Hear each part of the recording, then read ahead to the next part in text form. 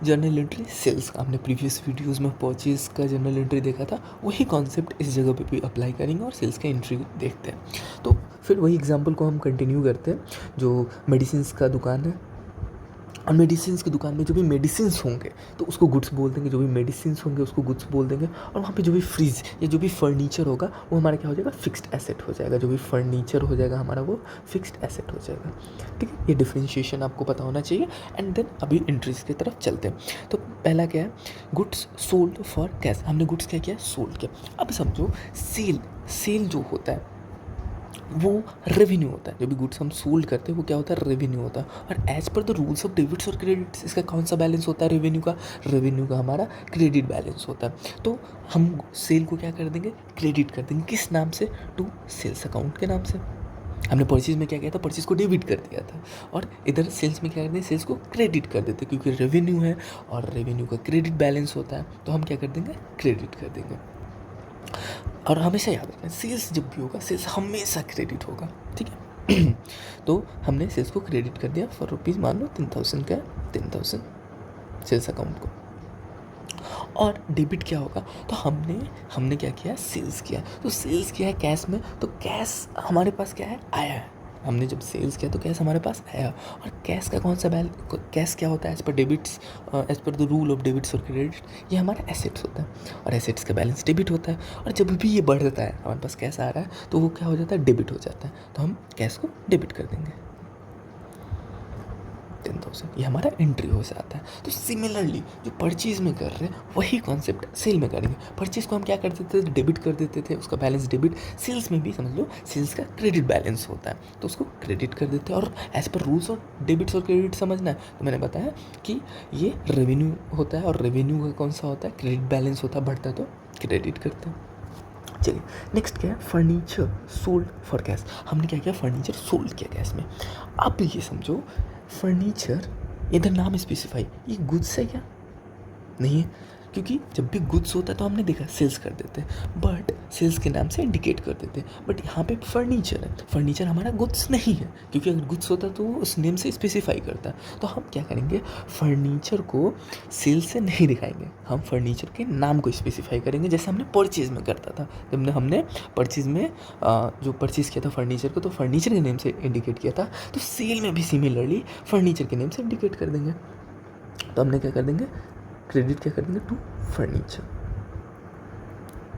अब देखो, as per rules of debits और क्रेडिट्स आपको समझना है। तो फर्नीचर हमारा क्या होता है, हमारा एसेट होता है। और एसेट का कौन सा बैलेंस होता है, डेबिट का बैलेंस होता है। और एसेट हम क्या कर रहे हैं, बेच रहे हैं। एसेट हम क्या कर रहे हैं, बेच रहे हैं। तो एसेट हमारे यहाँ से ज़्यादा कम हो रहा है, तो जब भी कम होगा तो इसको क्रेडिट कर देंगे। इसका बैलेंस डेबिट है, कम होगा तो क्रेडिट, तो हमने क्रेडिट कर दिया। मान लो 50,000 क्या है, तो 50,000। और हमारे पास आएगा क्या, हमारे पास क्या आएगा, कैश आएगा, तो कैश को डेबिट कर देंगे, कैश अकाउंट डेबिट, क्योंकि ये हमारा एसेट होता है। और जब भी एसेट बढ़ता है तो क्या करेंगे, उसका बैलेंस डेबिट होता है, बढ़ेगा तो डेबिट कर देंगे 50,000। तो ये आपका एंट्री हो जाएगा इस तरीके से। तो आई होप सो गुड्स और फिक्स्ड एसेट के बीच के डिफरेंशिएशन समझाओ। और बिल्कुल अपोजिट है परचेज के केस में, और वही कॉन्सेप्ट यहाँ पे अप्लाई होता है। सेकेंड देखते हैं, कैश वर्सेस क्रेडिट। कैश मतलब हम जो कैश में कैश में बेचते हैं। और क्रेडिट मतलब कोई भी बिजनेस होता है वो हर एक सामान जो भी होता है वो हमेशा कैश में नहीं बेचता, कुछ उधार में भी बेचता है। और उसको क्या बोलते हैं, जिसको हमने बेचता है उसको डेटर्स बोलते हैं। जो भी हमारे जिनको हमने बेचा होता है और पैसा अभी तक आया नहीं होता, तो वो डेटर्स कहलाते हैं वो लोग। तो सबसे पहला देखते हैं, गुड्स सोल्ड फॉर कैश, मान लो 5,000 का। तो ये आप तो समझ ही गए होंगे, सेल्स है, गुड्स का है, तो टू सेल्स, क्योंकि सेल्स का क्रेडिट बैलेंस होता है और उसको क्रेडिट कर देते हैं 5,000 से। और कैश हमारे पास आ रहा है तो कैश को डेबिट कर देंगे, कैश अकाउंट डेबिट 5,000। ये समझा। अब देखते हैं क्या बोल रहा है, goods sold to Kunal. Goods क्या किया हमने, कुणाल को बेचा है। तो यहाँ पे जब भी नेम स्पेसिफाई होगा आपको नेम इंडिकेट करना पड़ेगा, क्योंकि ये क्रेडिट ट्रांजैक्शन क्या है, क्रेडिट ट्रांजैक्शन है। यहाँ पे हम उधार का ट्रांजैक्शन है, यहाँ पे हमको कैश रिसीव नहीं हुआ है, क्योंकि यहाँ पे नेम स्पेसिफाई किया गया है। तो जब भी नेम स्पेसिफाई किया गया, देखो सेल्स तो हुआ है तो उसको तो क्रेडिट करेंगे टू सेल्स, क्योंकि गुड्स हम सोल्ड किए हैं तो उसको सेल्स से इंडिकेट करना ही है, सेल्स अकाउंट क्रेडिट। मान लो 10,000 का है, 10,000 बट अब यहाँ पे क्या हमको कैश रिसीव हुआ है? नहीं, हमको कैश रिसीव नहीं हुआ बेचने के बाद। तो हम क्या करेंगे, उसके नेम को डेबिट कर देंगे कि हमको इससे रिसीवेबल है, मतलब हमको बाद में इससे चल के मिलेगा। अगर एज पर रूल्स और डेबिट्स और क्रेडिट समझना है तो ये हमारा एसेट बन जाता है, क्योंकि ये आगे चल के हमको इससे कैश लेना बाकी है। तो जब भी इसका एसेट का डेबिट बैलेंस होता है तो हमारा कुणाल से भी रिसीवेबल है, तो उसको डेबिट कर देंगे। कुणाल अकाउंट डेबिट 10,000, ठीक है। तो जब भी नेम स्पेसिफाई होता है ट्रांजेक्शन में, मतलब वो क्रेडिट ट्रांजेक्शन होता है, और उसमें कैश और बैंक बैलेंस की जगह पे हम उसके नाम को इंडिकेट कर देते हैं। मतलब डिफ्रेंशिएशन यहाँ पे यही है कि कैश में हो जाता है तो कैश इंडिकेट कर देते हैं, नहीं तो नाम को, बाकी सब सेम होता है। ओके, अब आगे देखते हैं। अब इसका गुड्स सोल्ड टू सोन या इजीली बन जाएगा। सेल्स है, गुड्स का सेल्स है, तो सेल्स से इंडिकेट करते हैं, और इसका कौन सा बैलेंस होता है? Credit balance. मान लो 15,000 क्रेडिट कर दिया हमने सेल्स से। और इधर क्या करेंगे, नेम में सोहन स्पेसिफाई है, नेम स्पेसिफाई मतलब ये क्रेडिट ट्रांजेक्शन, उधार का ट्रांजेक्शन, तो सोहन को डेबिट कर देंगे 15 के। अब इधर देखो, इस ट्रांजेक्शन में क्या बोलता है कि goods sold to Sohan for cash. अब ये ट्रांजेक्शन क्या है? ये क्रेडिट ट्रांजेक्शन है, कैश ट्रांजेक्शन है। तो याद रखना, किसी भी ट्रांजेक्शन में नेम के साथ कैश या बैंक हो, नेम के साथ कैश या बैंक इंडिकेट किया गया हो, तो आप नेम को भूल जाओगे। आप प्रायोरिटी किस चीज़ को दोगे? कैश या बैंक को। जब भी किसी नाम के साथ कैश या बैंक जुड़ जाए तो आप प्रायोरिटी हमेशा कैश और बैंक को दोगे, आप नेम को भूल जाओगे। इट मीन्स ये हमारा क्रेडिट ट्रांजेक्शन नहीं है, ये हमारा कैश ट्रांजेक्शन है। और कैश ट्रांजेक्शन है तो इसका एंट्री क्या हो जाएगा? गुड्स हमने सोल्ड किया तो सेल्स अकाउंट क्रेडिट होता है, आपको पता ही है।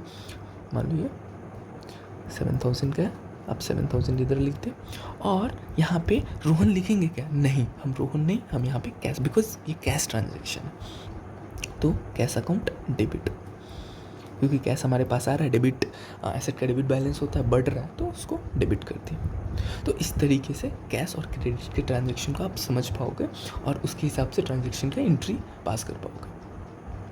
अब क्या होता है, इधर परचेज रिटर्न नहीं, इधर सेल्स रिटर्न होना चाहिए। तो अब क्या है, सेल्स रिटर्न का एक एंट्री देख लेते हैं।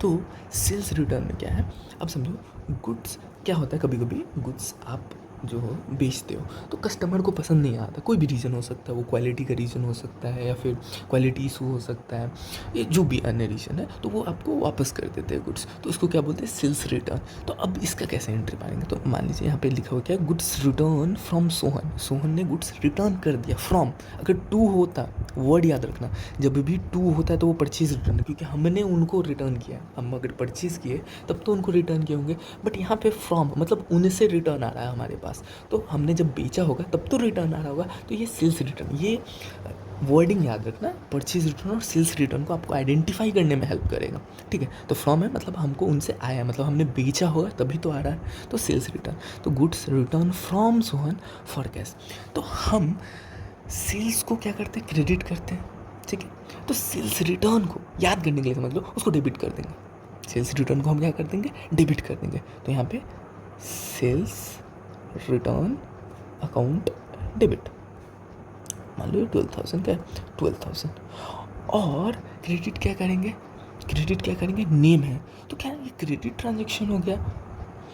नहीं, क्योंकि इसके साथ कैश, और जब भी कैश आता है आप प्रायोरिटी किस चीज़ को दोगे? कैश, या जो भी बैंक होगा तो बैंक को।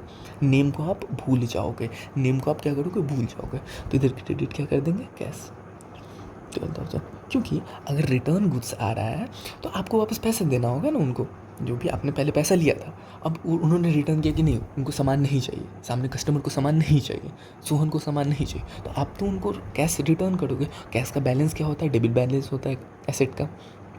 और ये क्या हो रहा है? कैश आपके यहाँ से कम हो रहा है क्योंकि आप वापस कर दे रहे हो, तो इसको क्या कर देंगे? क्रेडिट। तो यहाँ पे क्रेडिट हो गया, ठीक है। और सेल्स रिटर्न को समझ लो कि सेल्स जब भी हम करते हैं, सेल्स रेवेन्यू नेचर का होता है, तो उसको हम क्रेडिट कर देते हैं। बैलेंस क्रेडिट जो होता है बढ़ता है तो क्रेडिट, बट अभी क्या हो रहा है? सेल्स हमारा कम हो रहा है ना कहीं ना कहीं, तो हम तो इसको क्या कर देंगे? डेबिट कर देंगे। जब भी कम होगा तो उसको डेबिट कर देंगे, हमारा रेवेन्यू कम हो रहा है। तो इस तरीके से रूल्स और डेबिट्स और क्रेडिट्स के हिसाब से भी आप समझ गए, और आपको याद करना है तो सिंपली समझ जाओ, सेल्स क्रेडिट होता है, सेल्स रिटर्न उसको डेबिट कर दो।